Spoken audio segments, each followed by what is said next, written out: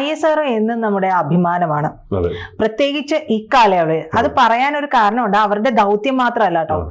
ഈ നാസ എന്ന് പറയുന്ന ബഹിരാകാശ ഏജൻസി ഉണ്ടല്ലോ, അതിന്റെ പ്രവർത്തനം പോലും നിലച്ചുപോയ ഒരു ഘട്ടമുണ്ട്. അതെ. അപ്പൊ ആ ഘട്ടത്തിൽ നമുക്ക് നമ്മുടെ ഇത്തരത്തിലുള്ള ബഹിരാകാശ ദൗത്യങ്ങളെ കുറിച്ചുള്ള പഠനങ്ങളും ഗവേഷണങ്ങളും ഒക്കെയും വളരെ സജീവമായിട്ട് മുന്നോട്ട് കൊണ്ടുപോകാൻ സാധിക്കുന്നുണ്ട് എന്നുള്ളതാണ് ഇന്ത്യയുടെ ഏറ്റവും വലിയ മികവ് ഈ രംഗത്ത്. അപ്പോ ഇപ്പോ ഇസ്രോയുടെ വ്യോമമിത്ര എന്ന് പറയുന്നത് ആളില്ല ഗഗൻയാൻ ദൗത്യമാണ്. അത് സജ്ജമായിരിക്കുന്നു എന്നുള്ളൊരു സന്തോഷകരമായിട്ടുള്ള വാർത്ത കൂടി വരുന്നുണ്ട് അല്ലേ? അതെ, വലിയ വലിയ ഒരു നേട്ടമാണ് ISRO നിരന്തരമായിട്ട് ലോകത്തെ അത്ഭുതപ്പെടുത്തിക്കൊണ്ട് ലോകത്തെ ഈ ബഹിരാകാശ പദ്ധതികളിലൂടെ ആ ലോകത്ത് ISROയും ലോകത്തിലുള്ള മറ്റെല്ലാ ഏജൻസികളെയും ലോകത്തെ അമ്പരപ്പിച്ചുകൊണ്ടാണ് അവരുടെ മുന്നേറ്റം എന്ന് പറയുന്നത്. നമ്മൾ തുടങ്ങിയ ചന്ദ്രയാൻ എന്ന പദ്ധതി ലോകം മുഴുവൻ അതിനെ പരിഹസിച്ചിരുന്നു. നമുക്കതിന് കഴിയുമോ? ഇത്ര വളരെ ചെലവേറിയ ഒരു കാര്യമാണ്. നമ്മളൊരു ഹോളിവുഡ് സിനിമയുടെ ബജറ്റിന്റെ ചെലവിൽ ആ പ്രവർത്തനങ്ങൾ നമ്മൾ നടത്തിയിട്ടുള്ളതാണ്. ആ ചന്ദ്രനിൽ ഇറങ്ങാൻ പറ്റാത്ത ഒരു പോളിലേക്ക്, മറ്റാർക്കും കടന്നു ചെല്ലാൻ പറ്റാത്ത ഒരു പോളിലേക്ക് നമുക്ക് എത്താൻ പറ്റി എന്നാണ് ചന്ദ്രയാനിലൂടെ നമുക്ക് സാധിച്ചത്. അതിനുശേഷം മംഗൾയാൻ വന്നു. മംഗൾയാനിന് ശേഷം ചൊവ്വാ ദൗത്യം. ആ ചൊവ്വാ ദൗത്യം അസാമാന്യമായ റിസൾട്ട് ഉണ്ടാക്കിയ ഒരു ദൗത്യമായിരുന്നു. മറ്റാർക്കും സാധിക്കാത്ത ഒരു പിടി നേട്ടങ്ങൾ ഭാരതം അതിലൂടെ നേടിയെടുത്തു. വീണ്ടും ഗഗൻയാൻ എന്ന് വെച്ചാൽ ബഹിരാകാശ യാത്രയെ കുറിച്ചാണ്. അനന്തമായ ഈ ലോകത്തേക്ക്, അനന്തമായി പ്രപഞ്ചത്തിന്റെ ഏതെങ്കിലും ഒരു കോണിൽ അവിടെ ജീവനുണ്ടോ, അവിടെ വെള്ളമുണ്ടോ, മറ്റെന്തെങ്കിലും സാധ്യതയുണ്ടോ എന്നൊക്കെ അറിയാൻ അനന്തമായി കിടക്കുന്ന അജ്ഞാതം എന്ന് പറയുന്നത് ആ അജ്ഞാത ലോകത്തേക്കാണ് നമ്മുടെ ഗഗൻയാനിലേക്ക് പോകുന്നത്. ഗഗൻയാനിലേക്കുള്ള യാത്രയിൽ നിരവധി ഈ ഗഗൻയാൻ പദ്ധതി എന്ന് പറയുന്നത് തന്നെ ആദ്യ മനുഷ്യരഹിത ബഹിരാകാശ ദൗത്യമാണെന്നാണ് പറയുന്നത്. ഈ ഗഗൻയാൻ പദ്ധതിയുടെ ഈ പദ്ധതി തന്നെ പറയുന്നത് ആദ്യത്തെ മനുഷ്യരഹിത എന്ന് വെച്ചാൽ മനുഷ്യനില്ലാതെ റോബോട്ടിക് യാത്രയാണിത്. മനുഷ്യൻ യാത്ര ചെയ്യുമ്പോൾ എന്തെല്ലാമാണ് സംഭവിക്കുക? ജീവൻ അപകടം വരാം. അപ്പൊ അതിനൊന്നും വരാം, നമുക്ക് റിസൾട്ടാണ് വരേണ്ടത്. പക്ഷെ ചരിത്രം എഴുതും, ഇതിന്റെ പിന്നാലെ ഇന്ത്യ ചരിത്രം എഴുതും, പിന്നാലെ മനുഷ്യനെ അയക്കും. പക്ഷെ മനുഷ്യൻ പോകുന്നതിന് മുമ്പ് അവിടെ എന്തെല്ലാം ഉണ്ട്, അവിടെ എന്തെല്ലാം സാധ്യതകളാണുള്ളത്, അവിടെ എന്തെല്ലാം ഒബ്സ്റ്റക്കിൾസ് ആണുള്ളത്, എതിർപ്പുകൾ എന്തെല്ലാം ഉള്ളത്, നമുക്ക് തടസ്സങ്ങളെ കുറിച്ചും അറിയണമല്ലോ. അപ്പൊ അങ്ങനെ പോകുമ്പം ഈ ഇന്ത്യൻ അതിന്റെ ലക്ഷ്യം തന്നെ ഇന്ത്യൻ ബഹിരാകാശ യാത്രികരെ ഭൂമിക്ക് ചുറ്റുമുള്ള ഭ്രമണപഥത്തിലേക്ക് അയച്ച് സുരക്ഷിതമായി മടക്കി കൊണ്ടുവരിക എന്നാണ്. ഇപ്പം US-നൊക്കെ അത് സാധിച്ചിട്ടുണ്ട്. അതിന് പ്രതിബന്ധങ്ങൾ ധാരാളമുണ്ട്. സുനിത വില്യംസ് ഒക്കെ പോലുള്ള ആളുകളൊക്കെ ആ യാത്രയിൽ പങ്കെടുത്തിട്ട് വലിയ ടെൻഷനോടെ ലോകം അവരുടെ ജീവനെ കുറിച്ചുള്ള നമ്മുടെ പ്രാർത്ഥനയോടെ കാത്തിരുന്ന ഇന്ത്യൻ അമേരിക്കൻ വംശജയായിട്ടുള്ള അവരെ കുറിച്ച് നമുക്കറിയാം. അപ്പൊ അങ്ങനെ പോകുന്ന ഇന്ത്യക്കാരായിട്ടുള്ള യാത്രക്കാർ, പൂർണ്ണമായും ഇന്ത്യക്കാരായിട്ടുള്ള യാത്രക്കാരെ നമ്മൾ 400 കിലോമീറ്റർ ഉയരത്തിലേക്ക് 3 പേരടങ്ങുന്ന ഒരു സംഘത്തെയാണ് ആദ്യം അയക്കാൻ പോകുന്നത്. അപ്പൊ 3 ദിവസം വരെ ഭ്രമണപഥത്തിൽ നിലനിർത്താനാണ് ഉദ്ദേശിക്കുന്നത്. അപ്പൊ ഇതിനുവേണ്ടി നമ്മൾ തെരഞ്ഞെടുത്തിരിക്കുന്നത് നമ്മളെ ഇന്ത്യൻ വ്യോമസേനയിൽ നിന്ന് തെരഞ്ഞെടുത്ത 3 പേർക്കാണ് പരിശീലനം ഇപ്പോൾ നൽകിക്കൊണ്ടിരിക്കുന്നത്. നമുക്കറിയാം, അവരെല്ലാം നമ്മൾ പരിചിതമാണ്, അവരെല്ലാം നമ്മൾ അറിഞ്ഞിട്ടുണ്ട്. ധീരരായിട്ടുള്ള ആളുകളാണ്, അവരതിന് എക്വിപ്ഡ് ആയിട്ടുള്ള ആളുകളാണ്. അപ്പൊ ഇതാണ് ഇവരുടെ ഈ ഗഗൻയാൻ മിഷൻ എന്ന് പറഞ്ഞ പദ്ധതി. ഇവിടെ ഇപ്പോ ഈ ഗഗൻയാൻ മിഷൻ പദ്ധതിയിൽ ഈ പദ്ധതിയുടെ ഒരു പ്രധാന കേന്ദ്ര ബിന്ദുവായ വ്യോമമിത്ര എന്ന മനുഷ്യരഹിത ഗഗൻയാനെ കുറിച്ചാണ് ഇപ്പോൾ നമ്മൾ സംസാരിക്കുന്നത്. മനുഷ്യരഹിതം. ഈ ISRO എന്ന് പറയുന്നത് നമ്മുടെ ബഹിരാകാശ പദ്ധതിയുടെ ബ്രെയിനാണ്, മാസ്റ്റർ ബ്രെയിനാണ്, തലച്ചോറെന്ന് പറയാവുന്ന ഒന്നാണ്. അവരുണ്ടാക്കിയിരിക്കുന്ന ഈ മനുഷ്യനില്ലാത്ത ആദ്യ പരീക്ഷ പറക്കലിന് ഈ ഹ്യൂമനോയിഡ് റോബോട്ട് സജ്ജമായിരിക്കും. ഇപ്പോൾ തയ്യാറേ എന്നാ പറയുന്നത്, ഞങ്ങൾ റെഡിയാണെന്നാണ്. അപ്പൊ ബഹിരാകാശ സുഹൃത്ത് എന്ന അർത്ഥത്തിലാണ് ഈ വ്യോമമിത്ര എന്ന പേര് അവരുണ്ടാക്കിയിരിക്കുന്നത്. നല്ല കൃത്യമായ പേരാണ് വ്യോമമിത്ര എന്ന് കേൾക്കുമ്പോൾ നമ്മൾ വ്യോമമിത്ര ഒരു ഹിന്ദി പേരല്ല, സംസ്കൃത പേര് ആണ്. പക്ഷെ ബഹിരാകാശത്തെ സുഹൃത്ത് എന്ന നിലയ്ക്ക് വരുന്ന ഈ റോബോട്ട് മനുഷ്യന്റെ പ്രവർത്തനങ്ങൾ ബഹിരാകാശത്ത് പുനരാവിഷ്കരിക്കാനും, നമ്മൾ എന്തൊക്കെ ചെയ്യുമോ ആ കാര്യങ്ങളൊക്കെ പുനരാവിഷ്കരിക്കാനും നിർണായക വിവരങ്ങൾ ശേഖരിക്കാനും കഴിവുള്ള ഒന്നാണ്. അപ്പൊ അത്യാധുനിക സാങ്കേതിക വിദ്യയുടെ മികച്ച ഉദാഹരണങ്ങളുമാണെന്നാണ്.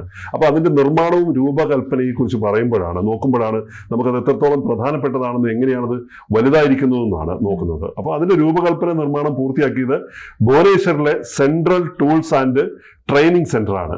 CTTC എന്നാണ് അതിന്റെ ചുരുക്കപ്പേര്. അവിടെ നിന്നാണത് രൂപകൽപ്പന ചെയ്തിരിക്കുന്നത്.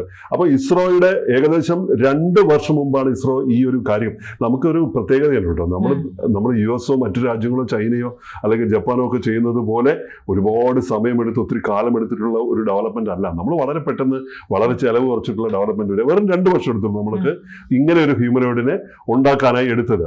ഇനി ഇതിന്റെ മറ്റു കാര്യങ്ങൾ, ഈ റോബോട്ടിന്റെ മുഴുവൻ ഘടകങ്ങൾ ഇത് എങ്ങനെയാണ് നിർമ്മിച്ചത്, മുഴുവൻ ഘടകങ്ങളും ഉപയോഗിച്ചത് additive technology, 3D printing. 3D പ്രിന്റിങ്ങിനെ കുറിച്ച് നമുക്കറിയാം, നൂതന മാർഗമാണ്.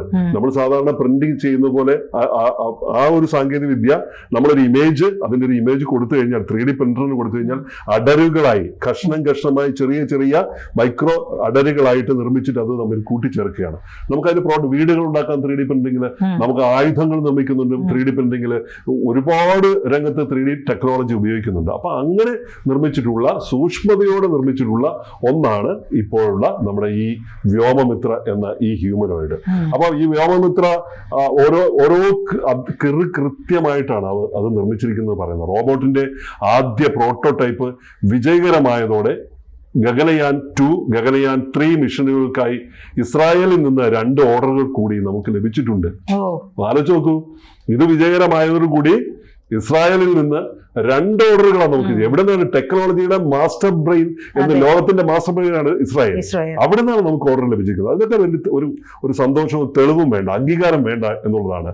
അപ്പൊ ഇത് നിർമ്മാണ മേഖല, ഇന്ത്യൻ നിർമ്മാണ മേഖല ഈ രംഗത്ത് വലിയ നേട്ടമാണ് എന്ന് ആ രംഗത്ത് ഒരു ഉദ്യോഗസ്ഥൻ എൽ രാജശേഖർ, ജനറൽ മാനേജറാണ് CTTC-യുടെ, അദ്ദേഹം പറഞ്ഞിരിക്കുന്നത് വലിയ നേട്ടമാണ് നമുക്കുണ്ടായിരിക്കുന്നത്. അപ്പൊ പ്രധാനപ്പെട്ട ലക്ഷ്യങ്ങൾ, മനുഷ്യന് മുമ്പേ ഉള്ള പരീക്ഷണം, മനുഷ്യൻ പോകുന്നതിന് മുമ്പേ ഉള്ള പരീക്ഷണം എന്ന നിലക്കാണ് പ്രധാനപ്പെട്ട ലക്ഷ്യങ്ങൾ എന്തൊക്കെയാണെന്ന് നോക്കിയാൽ, മനുഷ്യനെ ബഹിരാകാശത്തേക്ക് അയക്കുമ്പോൾ അവർക്ക് നേരിടേണ്ടി വരുന്ന വെല്ലുവിളികൾ മുൻകൂട്ടി മനസ്സിലാക്കുക എന്നതാണ് വ്യോമമിത്രയുടെ പ്രധാന ലക്ഷ്യം. അവിടെ പോകുമ്പോൾ ശാരീരികമായി എന്തെല്ലാം പ്രയാസങ്ങൾ നമ്മൾ നേരിടാൻ സാധ്യതയുണ്ട്, മനുഷ്യൻ എന്തൊക്കെ സംഭവിക്കാൻ സാധ്യതയുണ്ട്, നാളെ ഗഗനചാരിയായിട്ട് ഇവിടുന്ന് ഒരു ഭാരതീയനെ ഒരു ഗഗനചാരിയായിട്ട് വിടുമ്പോൾ അനന്തമായ ലോകത്തേക്ക് പോയിട്ട് അവന്റെ കോളനികൾ ഉണ്ടാക്കാൻ മനുഷ്യൻ നാളെ സാധ്യമാണെങ്കിൽ അവിടെ മനുഷ്യൻ എങ്ങനെയൊക്കെ ബിഹേവ് ചെയ്യാൻ പറ്റും, എന്തെല്ലാം പ്രതിബന്ധങ്ങളെ നേരിടേണ്ടി വരും എന്നൊക്കെ അവൻ പോയി പഠിക്കുന്നു എന്നുള്ളതാണ്. അതാണ് പ്രധാന ദൗത്യം. അപ്പൊ പിന്നീടുള്ള പരീക്ഷണങ്ങൾ നടത്താനും ഡാറ്റ ശേഖരിക്കാനും റോബോട്ടിന് കഴിയും. ഡാറ്റകൾ, നിരവധി ഡാറ്റകളുണ്ട്. ആ അന്തരീക്ഷത്തെക്കുറിച്ചുള്ള, ബഹിരാകാശത്തെക്കുറിച്ചുള്ള ഡാറ്റകൾ ശേഖരിക്കാൻ ഈ വ്യോമമിത്ര ശേഖരിക്കുന്ന പ്രധാന വിവരങ്ങൾ നമുക്ക് ഉപകരിക്കും എന്നാണ്. പാരിസ്ഥിതിക ഡാറ്റ, ചുറ്റുപാടുകളെ കുറിച്ചുള്ള, ബഹിരാകാശ പേടകത്തിനകത്തെ താപനില, അതിന്റെ ടെമ്പറേച്ചറുകൾ, ഈർപ്പം, ഹ്യൂമിഡിറ്റി, ജലത്തിന്റെ സാന്നിധ്യം വളരെ പ്രധാനപ്പെട്ടതാണ്. അത് തുടങ്ങിയ കാര്യങ്ങൾ അത് അളക്കുകയും ചെയ്യും, ആ വ്യത്യാസം എത്രത്തോളം ഉണ്ടെന്നുള്ള. അത് യാന്ത്രിക വിവരങ്ങൾ, പേടകത്തിന്റെ വിറയൽ, വൈബ്രേഷൻസ്, ഇത് ഇവിടുന്ന് കുതിച്ചു വരുമ്പോൾ സാധാരണ ഇതിൽ നമ്മൾ ഈ പ്രശ്നങ്ങളെ അഭിമുഖീകരിക്കുമ്പോൾ മാനേജ്മെന്റ് ശൈലിയിൽ പറയുന്ന ഒരു കാര്യമുണ്ട്. അതായത് നമ്മൾ ഒരു ബഹിരാകാശ പേടകം ഭൂമിയിൽ നിന്ന് മുകളിലേക്ക് കുതിച്ചു വരുമ്പോൾ അത് ഈ അതിർത്തികൾ ഭേദിച്ച് പോകുമ്പോൾ അത് വിറയലുണ്ട്. അതിന്റെ ഈ ഓർബിറ്റിൽ നിന്ന് വേറൊരു ഓർബിറ്റിലേക്ക് നമ്മൾ കടക്കുമ്പോൾ, നമ്മളിപ്പോ ഒരു ജീവിതത്തിൽ ഒരു ഓർബിറ്റിൽ നിന്ന് വേറൊരു ഓർബിറ്റിലേക്ക് നമ്മൾ ജീവിതം കിടക്കുകയാണെങ്കിൽ പോലും ഇവിടെ നിന്നൊരു വിറയൽ ഉണ്ടാവും, ഒരു പിടുത്തം ഉണ്ടാവും. ഈ പിടുത്തത്തെ കുറിച്ചാണ്. അപ്പൊ ഇങ്ങനെ പോകുന്ന ഈ വിറയൽ, ഈ വൈബ്രേഷൻസിനെ കുറിച്ച് പഠിക്കണം. പിന്നെ ആക്സലറേഷൻ, ത്വരിതപ്പെടൽ, ആക്സലറേഷൻ ഉണ്ട്, മറ്റു ഭൗതിക ഡാറ്റകൾ, ഇതെല്ലാം അതിൽ ഉൾപ്പെടുന്നുണ്ട്. അപ്പൊ ജീവശാസ്ത്രപരമായ ഡാറ്റയുടെ കാര്യങ്ങൾ കിടക്കുന്നില്ല. മനുഷ്യൻ ബഹിരാകാശത്ത് ഉണ്ടാവുമ്പോൾ ശരീരത്തിൽ ഉണ്ടാവുന്ന പ്രതികരണങ്ങളെ റോബോട്ട് കൃത്യമായി അനുകരിക്കും. എന്ന് വെച്ചാൽ ഈ നമ്മൾ എന്ത് പ്രതികരിക്കുന്നു, എങ്ങനെ പ്രതികരിക്കുന്നു എന്നുള്ള കാര്യം ഈ ഹ്യൂമനോയിഡ്, ഈ വ്യോമമിത്ര അനുകരിക്കാൻ തുടങ്ങും.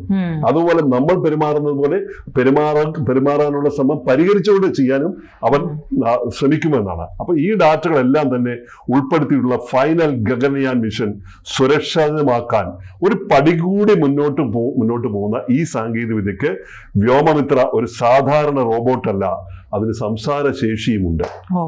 സംസാരിക്കും നല്ല ഭംഗിയായിട്ട്. ക്രൂ ഷെഡ്യൂളിലെ ചാനൽ ഓപ്പറേഷനുകൾ മനസ്സിലാക്കാനും നിർദ്ദേശങ്ങൾ അനുസരിച്ച് പ്രവർത്തിക്കാനും അതിന് കഴിയും. അപ്പോൾ റോബോട്ട് സിസ്റ്റങ്ങൾക്കും കൺട്രോൾ യൂണിറ്റുകൾക്കും ഇടയിൽ ഒരു ഇന്റർഫേസ് ആയി പ്രവർത്തിച്ച്, ഒരു ഇടനിലക്കാരനായി പ്രവർത്തിച്ച് അത്യാഹിത സാഹചര്യങ്ങൾ, എന്തെങ്കിലുമൊക്കെ പ്രയാസങ്ങൾ ഉണ്ടാവുന്ന സാഹചര്യങ്ങൾ ബഹിരാകാശത്തെ സഞ്ചാരികളെ പോലെ തന്നെ പേടകത്തെ നിയന്ത്രിക്കാനും വിവരങ്ങൾ കൈമാറാനും കഴിയും എന്നാണ് ഇത് സൂചിപ്പിക്കുന്നത്. എന്ന് വെച്ചാൽ ഇത് ഈ ഒരു കാര്യത്തെ മൊത്തം വിലയിരുത്തുമ്പോൾ പ്രജിത നമുക്ക് മനസ്സിലാവുന്നത് വ്യോമമിത്ര ഇന്ത്യയുടെ ബഹിരാകാശ യാത്രയ്ക്ക് വഴി തുറക്കുന്ന ഒരു വലിയ പാലമായിട്ട് മാറുകയാണ്. മനുഷ്യനും ബഹിരാകാശത്തിനും ഇടയിലുള്ള ഒരു പാലം. കാരണം ഇവിടുന്ന് പോകുന്ന മനുഷ്യന് ബഹിരാകാശത്ത് എന്തൊക്കെ സംഭവിക്കുമെന്ന് ഇതുവരെയും അറിയാത്ത കാര്യങ്ങൾ ഇനി എന്താണ് സംഭവിക്കാൻ പോകുന്നതെന്നുള്ള വിവരങ്ങൾ കൈമാറുന്ന ഒരു ബ്രിഡ്ജായി, ഒരു സാങ്കേതിക ഡാറ്റ സെന്ററായി ഒക്കെ വ്യോമമിത്ര പ്രവർത്തിക്കുമ്പോൾ നമുക്ക് നമ്മുടെ ആത്മമിത്രമായിട്ട് ഈ വ്യോമമിത്ര മാറുന്നു എന്നത് ISROയുടെ വലിയ അഭിമാനകരമായ ഒരു മുന്നോട്ടുള്ള യാത്രയാണ്, നേട്ടമാണ്, നമുക്ക് അഭിമാനിക്കേണ്ട കാര്യമാണ്. ഇതൊരു ചെറിയ വാർത്തയല്ല, അല്ലേ? അതെ, ഉറപ്പായിട്ടും. കൂടുതൽ വാർത്തകളും വിശേഷങ്ങളും നിങ്ങളിലേക്ക് എത്താൻ ABC മലയാളം സബ്സ്ക്രൈബ് ചെയ്യുക, ബെൽ ബട്ടണും അമർത്തുക.